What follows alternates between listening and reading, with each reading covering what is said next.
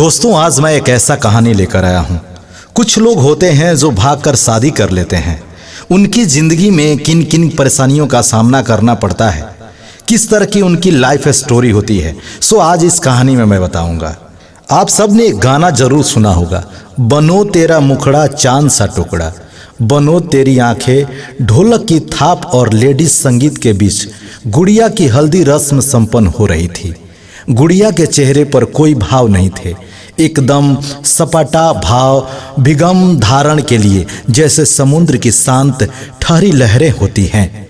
गुड़िया 26 साल की एक सुंदर सुशील लड़की जो करीब 6 साल पहले अहमदाबाद के एक बिजनेस स्कूल से MBA करके लौटी थी। उसे शादी के बंधन में बांधा जा रहा था, पर गुड़िया को ये विवाह मंजूर नहीं था। बहुत माना किया गुड़िया ने, पर पापा नहीं मान रहे थे।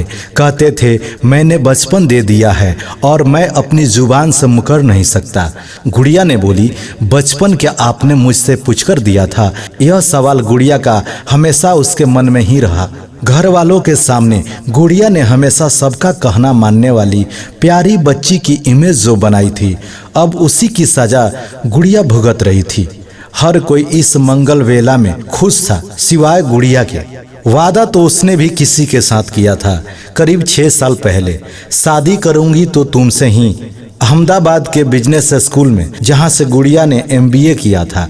गुड़िया और वनराज अपने कॉलेज के आखिरी दिनों में अपने प्रेम का इजहार कर रहे थे। तभी गुड़िया ने अपने प्रेमी से कहा, मेरे पापा नहीं मानेंगे, वो छोटे से टाउन की मेंटलिटी उनकी जाती नहीं है, इन प्यार वार को वो नहीं समझते हैं, लेकिन मैं भी उनकी बेटी ही हूँ, अपनी बात मनवा के ही रहूँगी।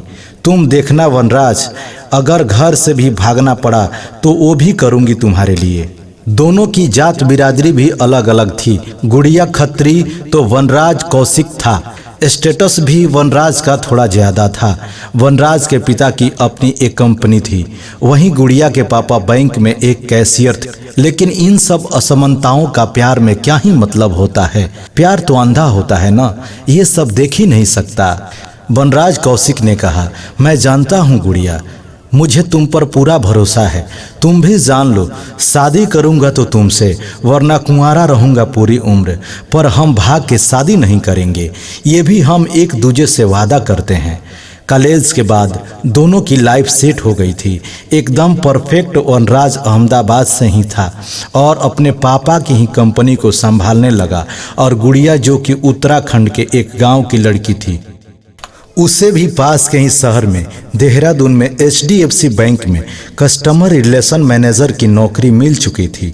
दोनों बहुत खुश थे। दोनों में बातचीत होती रही रेगुलर, पर पिछले 1.5-2 साल से वनराज के ऊपर कंपनी का जिम्मेदारियां बढ़ गई थी और उधर गुड़िया भी प्रोफेशनल प्रेशर फेस कर रही थी।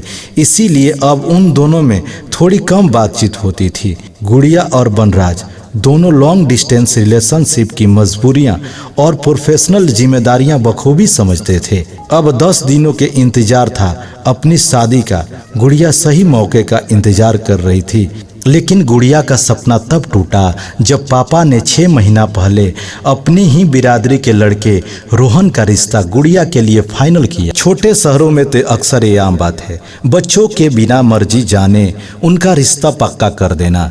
गुड़िया के पापा ने अपने ही बैंक में काम कर रहे कॉलेज मैनेजर के बेटा का रिश्ता ये सोचकर फाइनल किया कि उनके परिवार के साथ जान पहचान अच्छी थी।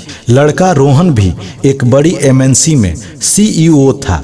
गुड़िया का ही भला सोचा था उन्होंने अपने हिसाब से। लाजिम था कि गुड़िया को ये रिश्ता पसंद नहीं आएगा। पापा को उसने इनडायरेक्टली बोला कि अभी वो शादी नहीं बल्कि कैरियर पर फोकस करना चाहती है। सीधा बोलती कि वो वनराज से प्यार करती है तो शायद पापा के आत्मसम्मान को ठेस पहुंचती, क्योंकि पापा तो आज भी गुड़िया को छोटी बच्ची की तरह ही ट्रीट करते हैं। उन्हें लगता था कि गुड़िया अपने फैसले लेने में सक्षम नहीं है, और प्यार वार की बात तो छोटे शहरों में किसी श्राप की तरह देखा जाता है। वनराज को जब गुड़िया ने अपने रिश्ते के बारे में फ़ोन पर बताया तो वनराज ने दुखी मन से इतना ही कहा, देखो गुड़िया, ये लाइफ तुम्हारी है, चॉइस भी तुम्हारी होगी, मैं तुम्हें फोर्स नहीं कर सकता। और उसने फोन काट दिया गुस्से में लाल होकर। 6 महीना गुजर चुके थे इस बात को हुए। वनराज से गुड़िया की फोन पर बातचीत अब बंद थी। वो जब भी फोन करती वनराज कुछ नहीं कहता, जैसे उसे झटका लगा हो। गुड़िया जानती थी कि उसे ऐसा वादा कभी नहीं करना चाहिए था जिसे वो पूरा करने में असमर्थ हो। शादी यानी बारात में अभी 2 दिन बाकी थे।